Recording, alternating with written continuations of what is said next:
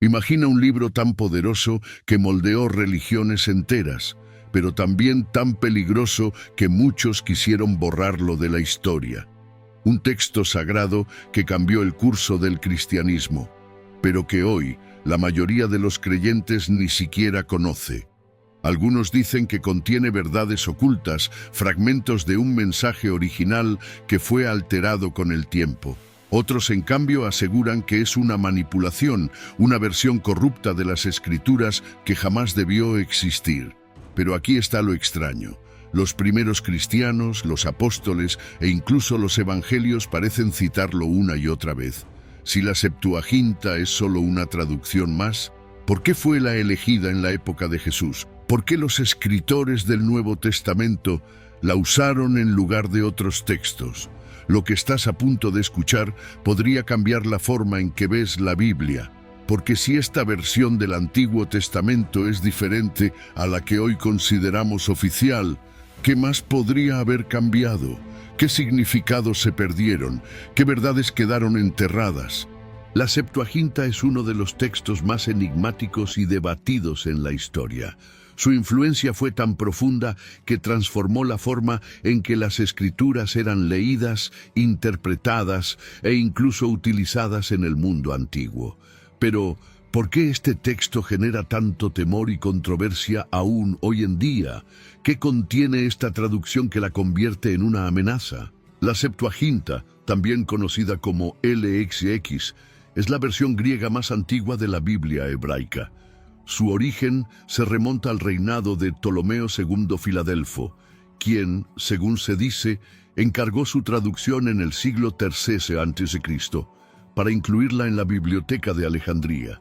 Según la carta de Aristeo, 72 sabios hebreos fueron seleccionados para llevar a cabo esta tarea, dando origen a la famosa traducción de los 70.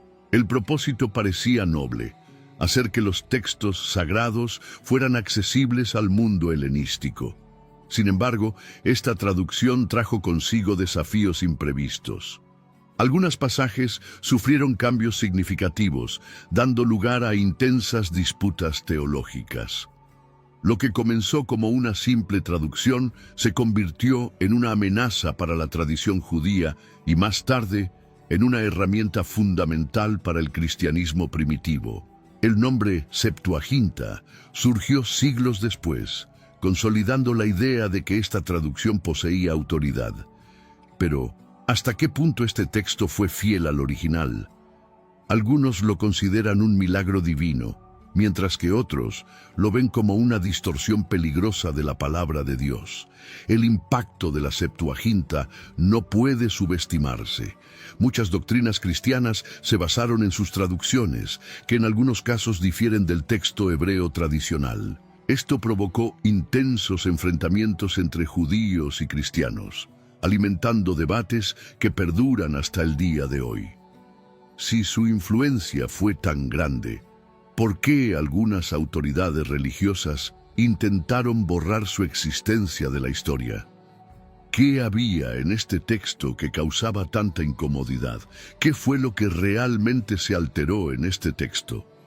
A lo largo de este video nos sumergiremos en las diferencias que hicieron de esta traducción un tema tan polémico. Si te está gustando el contenido, no olvides dar un like y suscribirte al canal. Ahora, volvemos al video. La Septuaginta no surgió de golpe, sino que su desarrollo ocurrió en etapas, comenzando con los libros más fundamentales de la fe judía. Los 5 primeros, conocidos como la Torá. Estos textos sagrados, que contenían las leyes y la historia primordial del pueblo de Israel, fueron traducidos al griego a principios del siglo II a.C., posiblemente en la propia ciudad de Alejandría. Con el tiempo, la necesidad de hacer el resto de las escrituras accesible a una audiencia más amplia llevó a la traducción gradual de los demás libros de la Biblia hebraica, un proceso que se extendió hasta el siglo I a.C. Paralelamente, surgieron traducciones al arameo, conocidas como Targum, cuyo objetivo era adaptar las escrituras al idioma hablado por la mayoría de los judíos de la época. La Torá, Fue el primer paso, pero pronto quedó claro que el resto de los textos sagrados también debía ser vertido al griego, consolidando a la Septuaginta como una herramienta esencial para la preservación y difusión de la tradición judía en un mundo en el que el hebreo ya no era comprendido por todos. El nombre Septuaginta, con el cual esta traducción es ampliamente conocida, tiene sus raíces en el latín Septuaginta Interpret, que significa los 70 intérpretes. Esta designación proviene de la historia de que 70 sabios hebreos, en realidad 72, fueron responsables de la traducción. Sin embargo, el origen del nombre no se consolidó sino hasta mucho tiempo después. Durante los primeros siglos, esta versión era simplemente llamada traducción griega de las Escrituras, sin una nomenclatura específica. Fue solo en el siglo VI a.C., bajo la influencia de San Agustín de Hipona, que el término Septuaginta se popularizó y se convirtió en el nombre definitivo para esta traducción. El impacto de este nombre trascendió la simple referencia al número de traductores. Cargaba consigo una aura de autoridad e inspiración divina, reforzando la creencia de que esta obra era más que una mera conversión lingüística, sino una revelación preservada para las generaciones futuras. La historia detrás de la traducción está rodeada de misterio y leyendas, siendo la más famosa de ellas aquella relacionada con el reinado de Ptolomeo II Filadelfo, faraón griego que gobernó Egipto entre 285 y 247 a.C. Según la carta de Aristeo, Ptolomeo deseaba incluir los textos sagrados judíos en la grandiosa biblioteca de Alejandría, considerada el mayor repositorio de conocimiento del mundo antiguo. Para ello, habría solicitado al sumo sacerdote de Jerusalén que enviara eruditos hebreos para traducir las escrituras al griego. En respuesta, 72 estudiosos, 6 de cada una de las 12 tribus de Israel, fueron enviados a Egipto para llevar a cabo la tarea. La historia, que más tarde fue registrada por autores como Filón de Alejandría, Flavio Josefo y San Agustín, describe un ambiente de trabajo idealizado en el cual los traductores trabajaron de manera aislada y, al final, produjeron textos idénticos. La perfección de este proceso sirvió para reforzar la idea de que la traducción no fue solo un logro humano, sino un acto guiado por el propio Dios. El Talmud babilónico, sin embargo, presenta una versión algo diferente de esta historia, añadiendo un elemento aún más sorprendente, un supuesto milagro ocurrido durante la traducción. En el Tratado Megilá se relata que Ptolomeo II, sin revelar su verdadera intención, convocó a 72 ancianos y los encerró en cámaras separadas sin que uno supiera del otro. Luego, les ordenó traducir la Torá de Moisés sin ninguna comunicación entre ellos. Cuando las traducciones fueron finalmente comparadas, se descubrió que todas eran perfectamente idénticas, sin un solo error o divergencia. Para los rabinos que registraron esta historia, esto no podía haber sido una mera coincidencia. Era un milagro divino, una prueba de que Dios había guiado a cada traductor para que su texto permaneciera fiel al original hebreo. Sin embargo, este relato también evidencia la gran desconfianza que muchos rabinos sentían hacia la Septuaginta. El hecho de que se necesitara un milagro para garantizar la precisión de la traducción sugiere que, sin esa intervención divina, el texto podría haber sufrido distorsiones. Sin embargo, hay una cuestión intrigante que surge de esta narrativa: la supuesta presencia de 6 representantes de cada una de las 12 tribus de Israel en el proceso de traducción.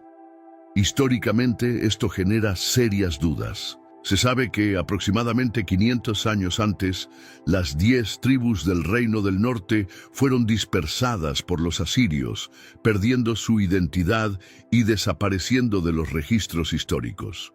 Entonces, ¿Cómo podrían haber enviado representantes para la traducción de la Septuaginta? La respuesta a esta pregunta sigue siendo incierta.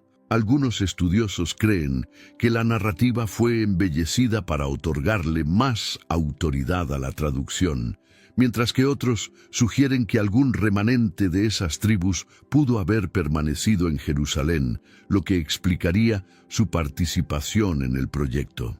Con el tiempo, la Septuaginta comenzó a ser vista con desconfianza por los rabinos. Muchos creían que la traducción griega distorsionaba el texto original y por ello no debía ser utilizada en las sinagogas. La oposición se intensificó cuando los cristianos adoptaron la Septuaginta, reforzando la idea de que favorecía interpretaciones mesiánicas. Como respuesta, los líderes judíos consolidaron el texto masorético como la versión oficial de las Escrituras, excluyendo gradualmente la Septuaginta de su uso religioso. No obstante, algunos defendían esta traducción. Filón de Alejandría, filósofo judío del siglo I, sugería que algunas partes de la ley judía ya habían sido traducidas antes de la Septuaginta, y que Platón y Pitágoras podrían haber sido influenciados por el pensamiento judío. Para él, la Septuaginta no era solo una simple traducción, era un medio para conectar las tradiciones judía y griega. El origen de la Septuaginta también fue cuestionado. En 1844, el traductor Lancelot Charles Lee Brenton rechazó la narrativa milagrosa de Aristeo y sugirió que la traducción fue sometida al Sanedrín judío de Alejandría para su aprobación. Esto indicaría que la creación de la Septuaginta fue un proceso pragmático y no una intervención divina. A pesar de las críticas, su importancia era innegable. Los judíos de Alejandría celebraban anualmente su traducción en un festival en la isla de Faros, donde se encontraba el famoso Faro de Alejandría. Este evento destacaba el impacto de la Septuaginta en la diáspora judía. Además de su relevancia religiosa, la Septuaginta también influyó en la escritura. Contenía semitismos del hebreo y del arameo, y fue crucial para entender la pronunciación del hebreo antiguo, pues los traductores griegos tuvieron que añadir vocales a los nombres propios. Así, más allá de transformar la fe, la Septuaginta también contribuyó al estudio de las lenguas antiguas. Las diferencias entre la Septuaginta y la Biblia hebraica van más allá de la simple cuestión lingüística.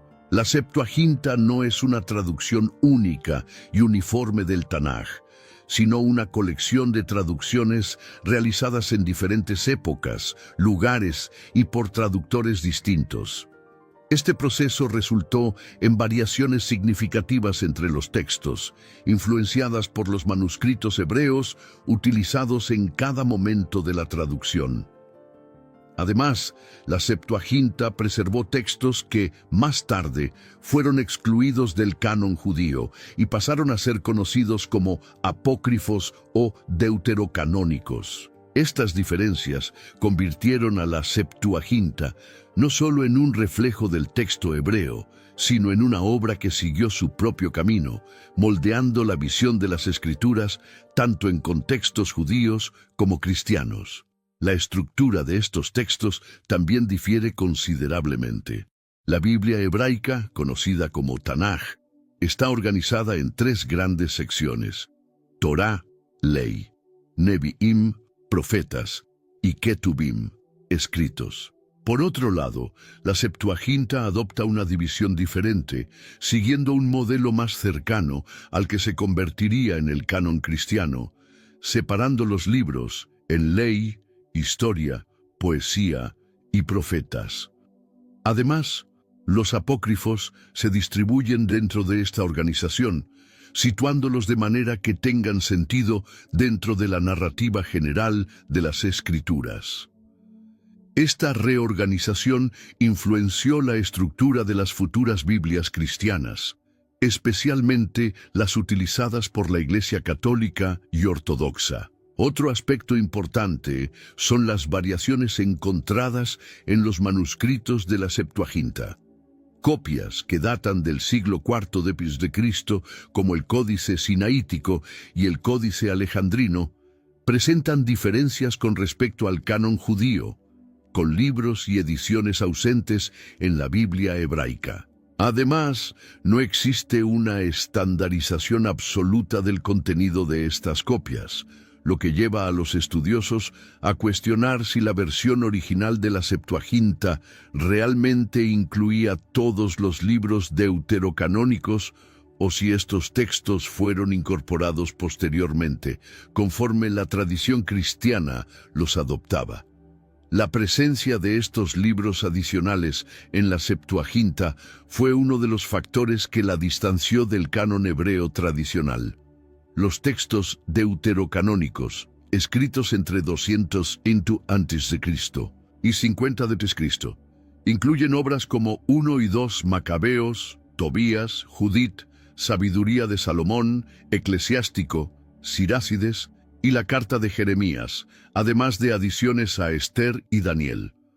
Curiosamente, algunas versiones de la Septuaginta contienen versiones más extensas de ciertos libros, mientras que otras, como el libro de Jeremías, son significativamente más cortas que sus contrapartes en la Biblia hebraica. Además de los libros deuterocanónicos, algunas copias de la Septuaginta conservan textos que no forman parte ni del canon judío ni del cristiano tradicional.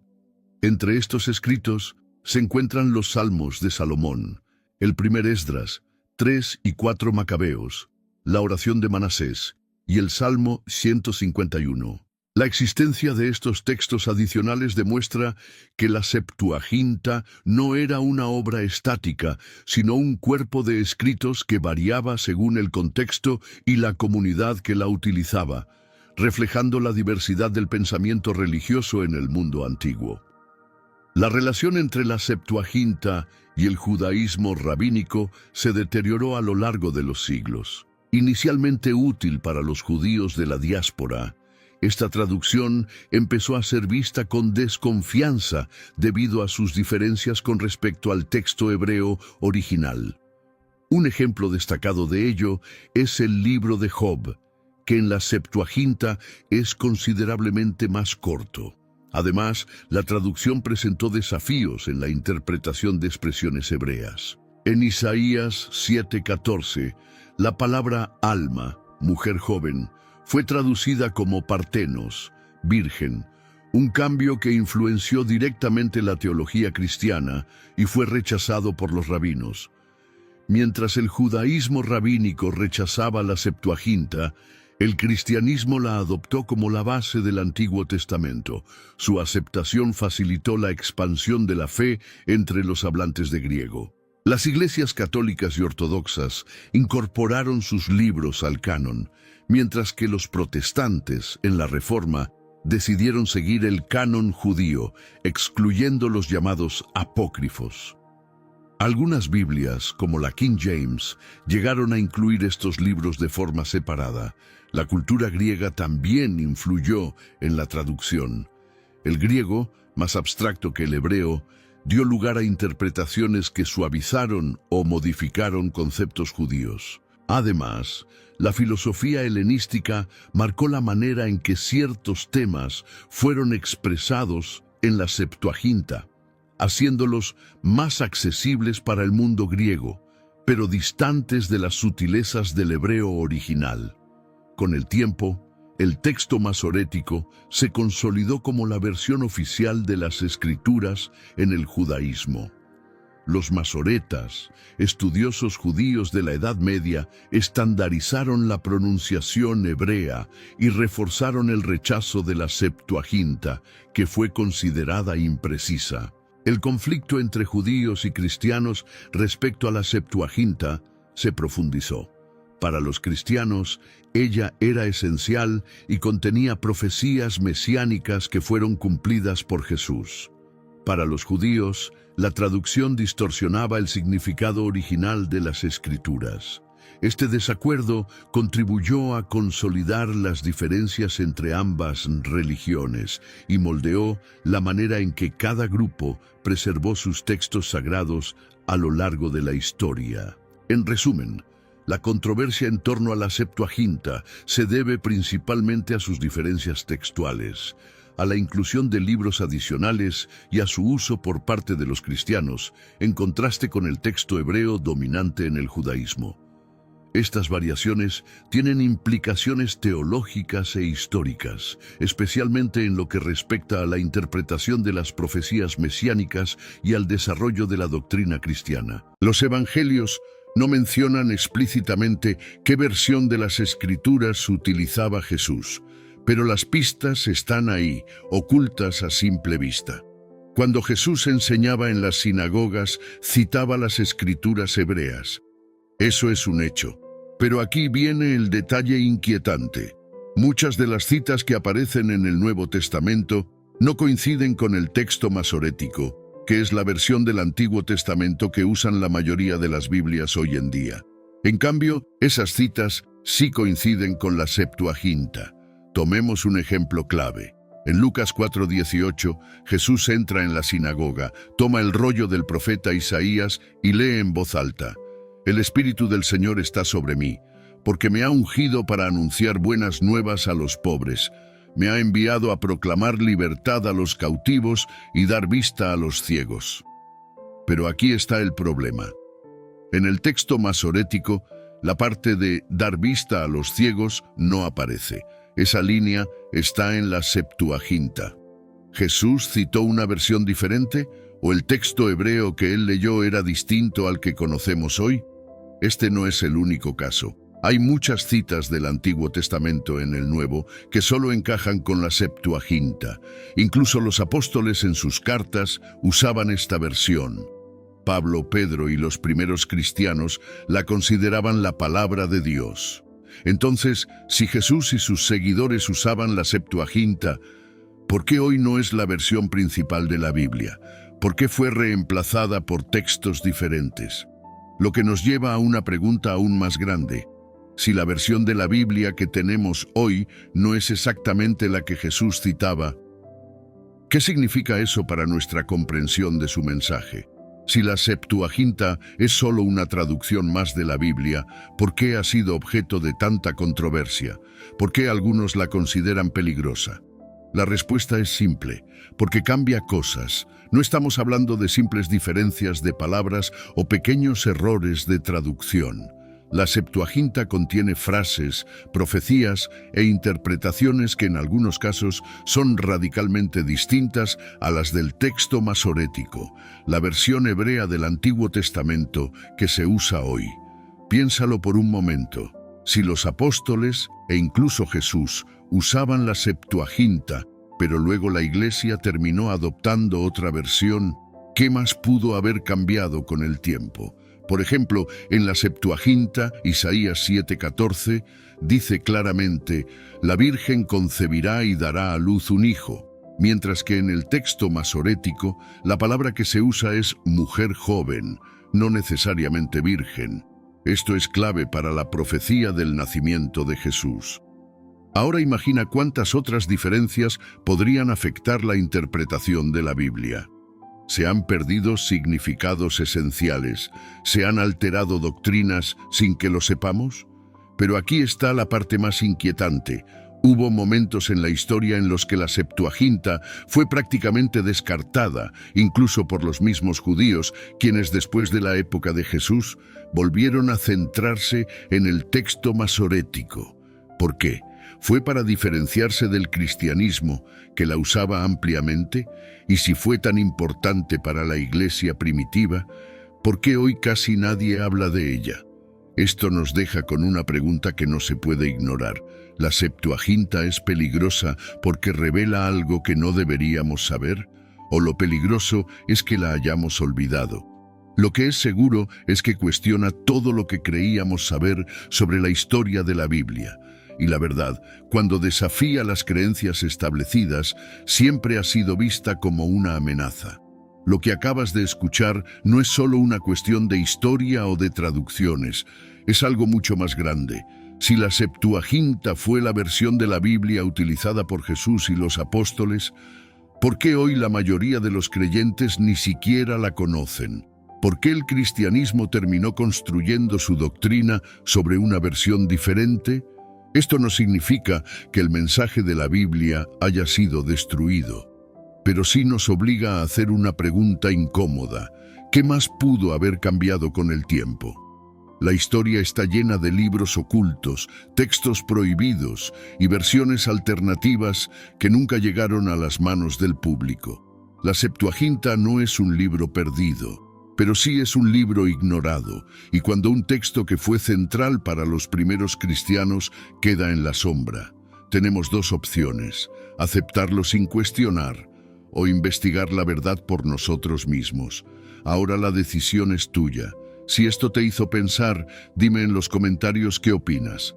¿Es la Septuaginta la versión más fiel de las Escrituras o hay algo más profundo detrás de su exclusión? Y si quieres más temas que desafíen lo que creías saber sobre la historia y la fe, suscríbete. Porque aquí no solo hablamos de lo que todo el mundo dice, hablamos de lo que nadie quiere hablar. Si esta información te hizo cuestionar lo que creías saber sobre la Biblia, no te quedes solo con lo que te digo. Investiga, compara y saca tus propias conclusiones. Déjame en los comentarios qué opinas. Si te ha gustado este contenido y quieres seguir explorando los misterios ocultos y las historias de la Biblia, no olvides darle like y suscribirte al canal. Esto nos ayuda a traer más videos como este y a llegar a más personas interesadas en la Biblia. Activa las notificaciones para no perderte los próximos contenidos y comparte este video con amigos que puedan estar interesados. Nos vemos en el próximo.